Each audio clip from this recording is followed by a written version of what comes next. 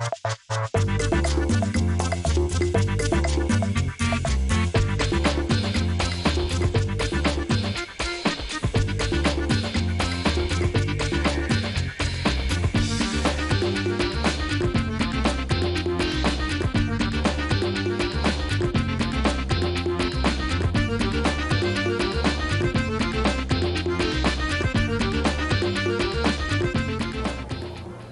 am Eduardo Rote, and this is From Caracas. A lot of things have changed in Venezuela in the last 15 years. And the world mainstream media says we are living in a dictatorship. But in these 15 years, there were 19 general elections. And to discuss about what is the democracy and how is the democracy in Venezuela, today we're going to talk with George Azaraya Moreno, a political anthropologist who knows a lot about the subject. Hi, George, how are you? Hello, nice to meet you. Nice, thank you for coming. Nice to be here. George, is this a real, normal, standard democracy? What is different in the Venezuelan democracy from the rest of the world? And what is new in the last 15 years? Well, I think one of the main achievements, really, of the democratization of Venezuela in the past 15 years has been the unprecedented enfranchisement of the population. It really is a huge amount of people who have been added to the electoral register, for instance. That's really without precedent in Venezuelan history. We've had since 1998 till 2002, the amount of people who are eligible to vote and can vote has increased by around 71.83%. More? Yes. That's So it's almost double, basically. yes, almost double. Yeah. So previously we had lots of people who were eligible to vote, in theory, but were not registered to vote, so effectively they couldn't exercise their right. Like in the south of the United States in the 60s. Yeah, you could say that, yeah, Yes, maybe. So it's been a process of enfranchisement. So Okay. much like, say, in the UK, in the Chartist movement, what that achieved, the suffragettes, it's been the expansion of the right to vote, which has been really a big achievement of democracy in Venezuela. Was included? Who are the groups? Obviously there's the expansion of being able to vote to the people who were had least access to voting centers. Why? Well, obviously poverty conditions had a big part there to play. Voting centers were almost always located in the formal city, and people who were living in areas with difficult access had almost had a lot of difficulty in getting to voting centers, for instance. Since 1998, there's been a huge increase in the amount of voting centers also in areas, in remote rural areas and areas of difficult access in cities also, like the barrios. But that problem was in existence for the affluent society, for the rich people. Yeah, there was a kind of a skewed system where most polling centers were located in the former city, so obviously that had an impact in who had more ready access to voting, but also in terms of the registration itself. Registration was only periodic, and usually it wasn't something that easy for people who had hardship. Yeah. In addition of these poor people, there were special groups that were not able to vote. Yes. Like the minorities, for instance. And that's also What was another the problem with the minorities in Venezuela? right. Well, this is another big issue. Another big achievement has been the inclusion, the democratic inclusion of previously marginalized groups like the indigenous populations and Afro-descendants. So we basically had a policy of indigenous representation within the new democratic process, where the indigenous have their own representatives. So this has played out in a huge surge in in the registration of indigenous populations in order to exercise their right to vote. For instance, the national average I mentioned was 71.83% increase in people registered to vote from 1998 to 2002. Almost double. Now the indigenous population, the increase was 130%. So huge increase. And that's even greater if we look at turnout. That's like the participation of voters in overall terms, in absolute terms. So in terms of not just people registered, in terms of people who are actually who turn out to vote, the increase in indigenous populations is more than triple. It's 224%. Wow. 224% between 1998 and 2002. So they can elect, but can they be elected also? Of course, yeah, they have their own representatives who are postulated, and The minority groups also? minority groups have. Well, I'm talking specifically of indigenous groups. They have their own representatives in parliament, and also in local municipal councils also. Okay. No. So there's a lot of more people voting. Right. But the voting system, it is fair, transparent, because we have been reading about accusations during all these 15 years from the right wings and the mainstream media saying that there was a fraud in the elections. Mm-hmm. Are these elections fair, accurate? Who can testify? Who can certify this? Well, of course, when we have this kind of democratizing process, there's always going to be reactions, and we've seen this in history throughout the world. Like I mentioned in the Chartist movement in Great Britain and the suffragettes, there's always those who are opposed to that, and they react because they see this as an affront to their privilege. So what we've seen effectively is an ongoing and sustained effort to delegitimize this process of expanding the right to vote and expanding these democratic practices. So obviously that's played out in several ways. We have, in 2004 we had the recall referendum, which is something that's built... Yeah. We have to explain this for the people who don't live in Venezuela. Yes. The recall referendum is any public servant who's been elected in the half time of his period, he can be recalled. Exactly, yes. At a referendum, even the president. Absolutely, that's built into our constitution. So any person holding a public office is subject to being recalled by a referendum. Exactly, by a recall vote. Chavez was subject to a referendum. Right. So the opposition activated after several attempts to topple the government, the democratically elected government. More in particular the 2002 coup and then the oil strike that followed. The opposition went down that political path and activated this constitutional recall referendum.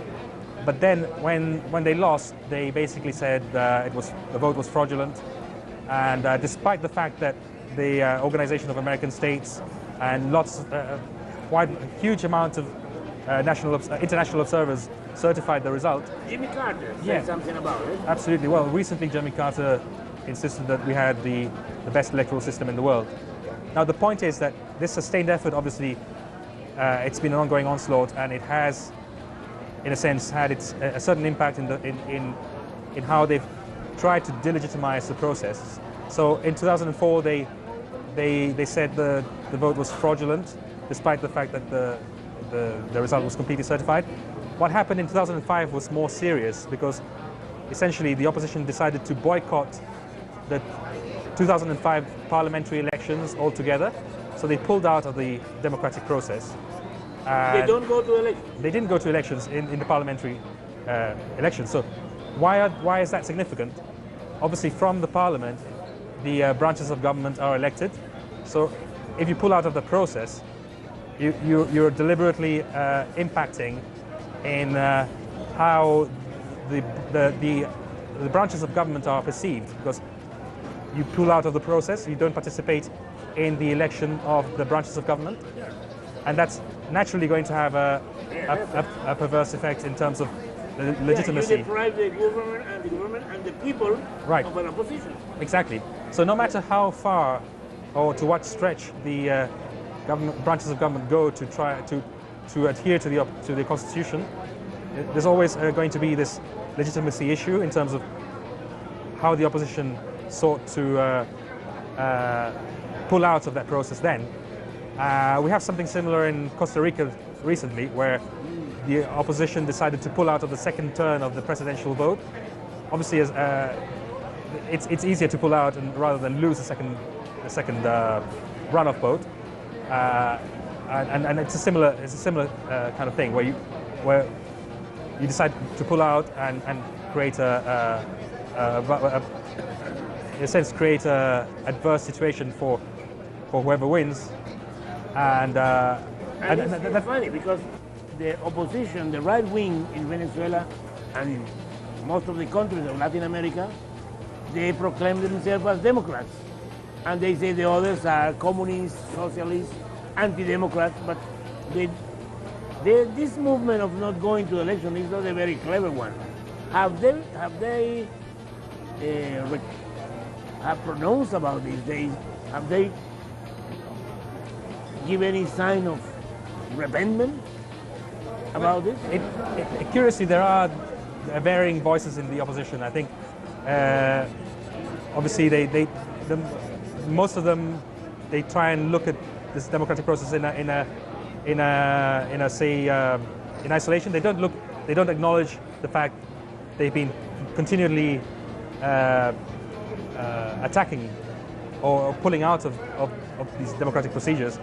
But there are more moderate voices in the opposition which acknowledge that the fact that they pulled out of the 2005 elections and the fact that they called the 2004 recall referendum results fraudulent. They say this is their original sin. So there are a few who have a bit of sanity. They find... Yes, they talk about this as the original sin. 19 elections, we have governors and mayors that are from the opposition, right, that were elected by the same system. Exactly, and yes. They are in office. Absolutely. This goes to show like the double kind of game that is displayed by the opposition often, where the democratic process goes their way, then they're happy to acknowledge it and recognize it. So we had some problems, obviously, with the past presidential election, where the President Maduro was elected by what the opposition say is a small margin. But this small margin was far greater in proportional terms to the vote by which John F. Kennedy got elected in the US, and also much larger than the vote by which previous presidents in Venezuela had been elected. For instance, Rafael Caldera, one of our presidents long before Chavez, was elected by just 20,000 votes or so. So this is really just goes to show. On the other hand, when Enrique Capriles, who was the governor of Miranda State, got elected as governor in the regional elections as governor, he was elected also by a very thin margin, and that was completely problem-free. Yes. So, and that also happens at the municipal level with mayors, with. Capriles, I remember that Capriles after the election, he said he was the president. He sustained the idea that he was the real president, and traveled to many countries proclaiming himself. Now he forgot about that. He just. Yes, they tend to cover up what is not convenient to their argument, and eventually they obviously when it does legitimize their elected officers. But we see this is a good form of democracy, but there's a revolution on process in Venezuela. Right. Are going to be more changes, because if you are changing a country and there's a revolution going on, the election system, the voting system, have to be changed also, or being affected. It's not going to be always the same. Right. What's new? What's the well, obviously, democracy. I guess there's a position where there's a usual saying where democracy is not just about elections. Now, usually there's a more conservative position which says, well, it's not about elections, so it's more about the independence of branches of government and so on. But there's also a position which says well, it's not just about elections, it's about deepening democracy, and I think that's what's been happening in Venezuela over the past 15 years. It's not just about elections, of course, but it's more about direct democracy, about how this has been played out in local councils, local communal councils, where people have more of a direct say in their local affairs. So that's really changed a great deal. What I'll add also is that there's also a geographical dimension to all of this, and that's really interesting. I mentioned before how the voter registration had expanded almost twofold. Now, that expansion actually has taken place mostly in urban areas, and at the urban level, I think to a certain extent, when we're talking about the right to politics, the expansion of political rights, we're also talking about the right to the city to a certain degree. And we see how that dynamic has also played out with the resistances that are being also coming to the fore now with the protests by the opposition and so on. We see that what is, like the reactions we were talking about earlier, of how people resist this expansion of rights, in certain parts of cities, people feel that this is kind of encroaching on their privilege. So this is what, in a sense, we saw during the recent protests. We had people fearing that they're being kind of encircled by the popular masses, and so they need to defend what they see as rightfully theirs, which is the privilege they've enjoyed in previous generations. So there's that urban dimension, and the local councils and the communal councils and the whole communal construction has a lot to do with this, because this is precisely what is feared by the more established order, so to speak. Yes. In the Constitution, the Venezuelan Constitution, they say that the sovereignty comes from the people, that through the elected officials, and also by their own power of representative. So, of course, there's a superstition about the power that is already in place and the power who is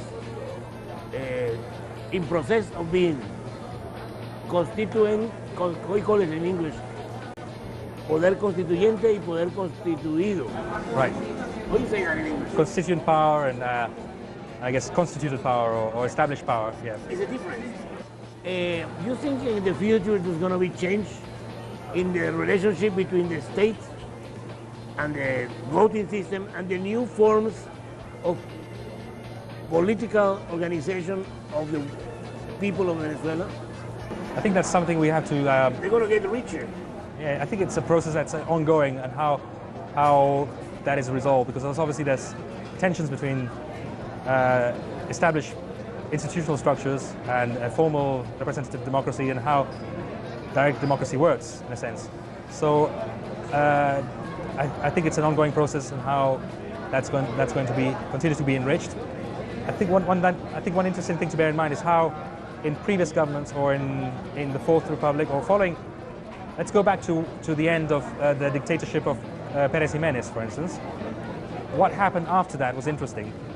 There were all the new supposedly democratic parties were competing to gain power in the capital city, and they actually brought lots of people in from the interior of the country to try and gain power in the capital. There was political exactly migration. there was political migration going on in order to gain power in the capital city, obviously, because that was a key point of contention. So this kind of political clientelism, as it were, where you brought people from the rural areas to the city, promising them heaven, and actually not really dealing with their problems, but in a sense using them for voting purposes, in order to gain power. We have something in a sense working, which is related to that, but it's working in reverse. Like now we have all the people who have been enfranchised in the city. There's also a sense that with the new communal states forming, there's a political risk. There's a political risk involved at the mayoral level, perhaps, or at the of the representative democracy that we're talking about at the moment, of letting these votes go elsewhere, maybe to more self-sustaining or more organic grassroots communal experiences. Yes. So there's how we're going to overcome that. That remains to be seen. But we are improving. Absolutely, yeah. But we are not yet like in Scotland that make this referendum and very quietly they just do the referendum and the day after everybody goes home, go to work, and the problem is still there, but everybody accepted. We are not yet here in Venezuela. There's a lot of polarization, but we are improving, and it's always good to hear from somebody who knows about this. George, thank you very much. Oh, it's always a pleasure. It was a pleasure to have you here, and this was with George Azaraya Moreno, a political anthropologist from Caracas.